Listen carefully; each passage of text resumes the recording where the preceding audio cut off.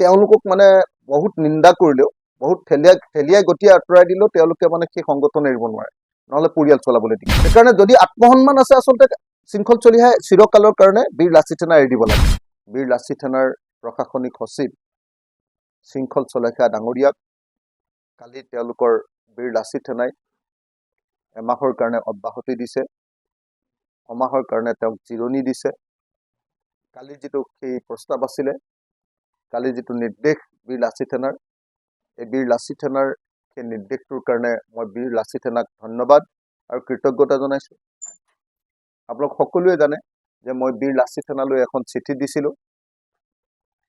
তেখেতসকলৰ মুখ্য সচিব ৰন্টু পানী ফুকনলৈ মই এখন চিঠি দিছিলোঁ আৰু চিঠিত মই শৃংখল চলিহাই কেনেদৰে শিৱসাগৰত সাম্প্ৰদায়িক সংঘাত লগাব খুজিছে আৰু সমগ্ৰ অসমত তেওঁ কেনেকৈ মুখ্যমন্ত্ৰীৰ হৈ কাম কৰিছে, বিজেপি RSSৰ হৈ কাম কৰিছে, সেই কথাটো মই আঙুলিয়াই দিছিলোঁ।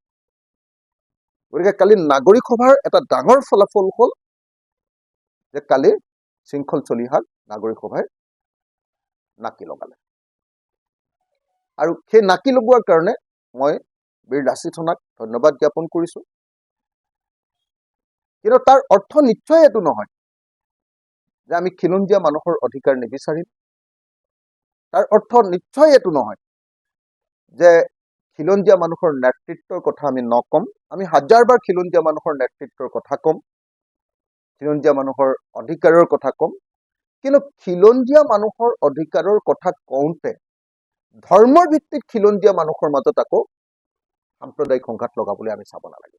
আৰু নাগৰিকসকলে শৃংখল চলিহাই সাম্প্ৰদায়িক সংঘাত লগাব লৈছিলে বুলি কোৱাৰ পাছত আৰু তেওঁৰ দলে, তেওঁৰ সংগঠনে শৃংখল চলিহাক আচলতে সাময়িক বিৰতি দিয়াৰ পাছত মই ভাবো যে শৃংখল চলিহাই আৰু সেই সংগঠন কৰাৰ কোনো পৰিৱেশ নাথাকে। মই ভাবো যে শৃংখল চলিহাৰ যদি আত্মসন্মান আছে, তেওঁ বীৰ লাচিত সেনা নিজে নিজে এৰি দিব লাগে।